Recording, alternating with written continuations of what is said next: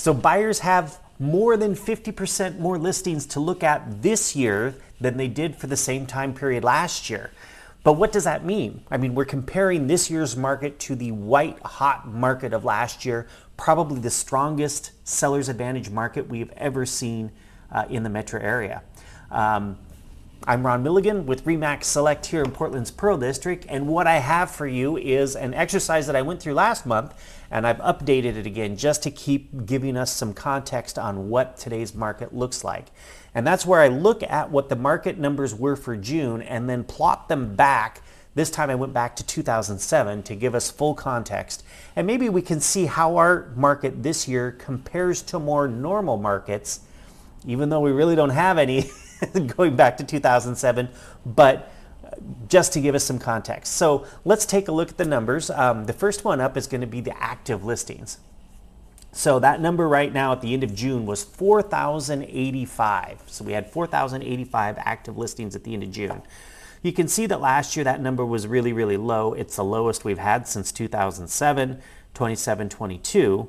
But if we're looking at the rest of the years here, you know, the month that comes closest is June, and that's when things started to take off in the real estate market after kind of the initial shocks of coronavirus and shutdown. And that was followed by kind of an awakening and a realization that interest rates were extremely low and it might be time to buy some real estate. But look at the previous years. I mean, the only year that comes close to where we were was back in 2016. And if we look at these numbers, kind of, you know, 13, 14, 15, 16, 17, 18, those were more of our more normal years, even though all of those are still seller's advantage markets. It takes us a while to get back to probably around 2010 or so when we start to see buyer's advantage markets. And of course, at that point, 2010, 2011, the number of listings is nearly twice, or is actually twice what we have, and more than twice what we have. And of course, for those folks who are out there saying that this market is just like the market that we had in 2007, just before the crash of 2008, it's nothing like that. You know, back in 2007, before the crash, we had 13,752 listings. Right now, we have 4,085. And that market in 2007 was considered to be a hot market. And then, of course, look at the number of listings that we had in 2008. It's going to take a very, very long time for us to get up to that 17,788 number, if in fact that's what's really going on. I don't believe that, but the numbers will show us. So the next one that I have here is days on market. The next one is days on market. So even this year, you know, we have sort of a suppressed market because of interest rates right now. But even this year, the days on market is really low. It's 18 days on market versus last year, which was 21.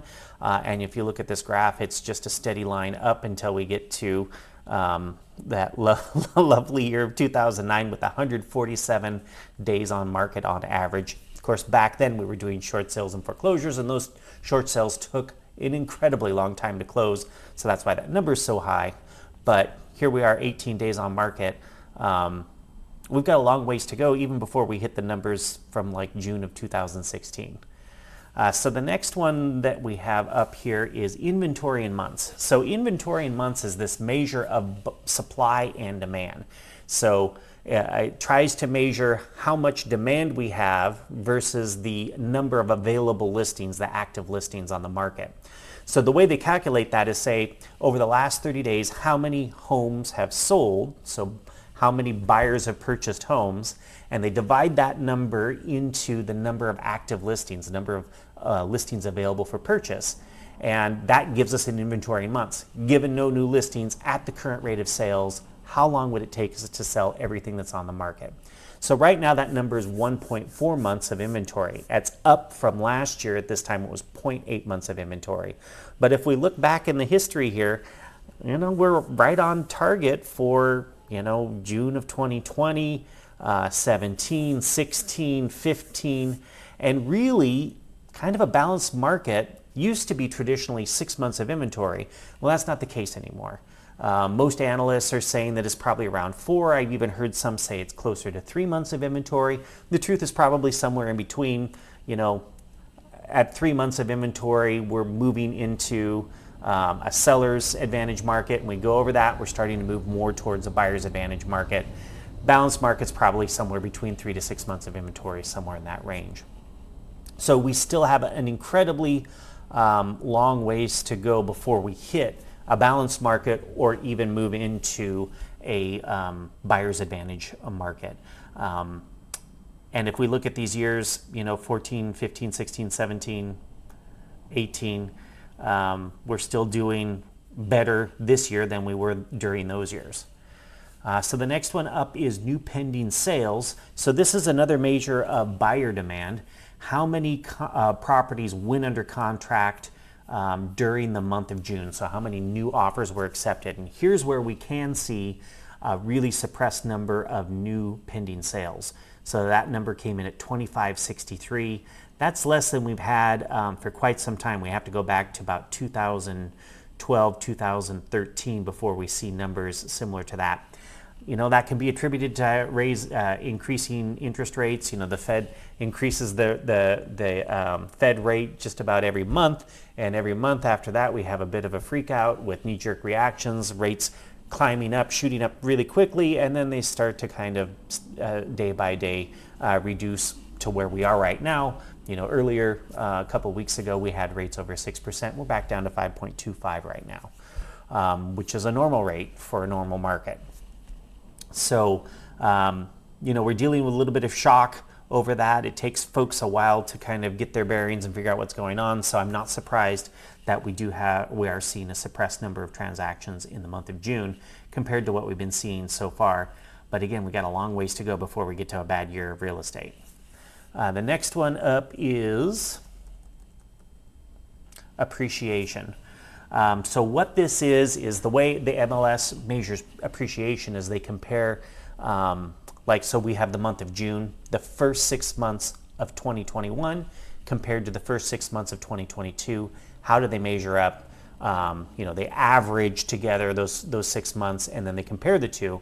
So right now we're 9.9% above where we were for June of 2022 or 21. So we're almost 10% above where we were last year at this time. Last year at this time, that was the white hot market, was 20% higher than the year before. And if you look at this and put it in the context of the years 2012 to about 2000, about 18 or so at 6.2%, we're somewhere in the middle there. So we're still doing pretty good as far as year-over-year appreciation goes for real estate. So as I always say, all real estate is local. There are areas that are still getting multiple offers with offers going over asking price. There are segments of the market that are doing better than other segments of the market. So if you have questions about what's going on in your neck of the woods, always feel free to reach out to me. I am so happy to share what I know. And if you like that content, feel free to give us a thumbs up, subscribe to the channel, hit the notification button, or feel free to share it with someone who you think needs a little bit of grounding in what is. So we'll see you next month with the next update of this sort for our real estate market. Till then.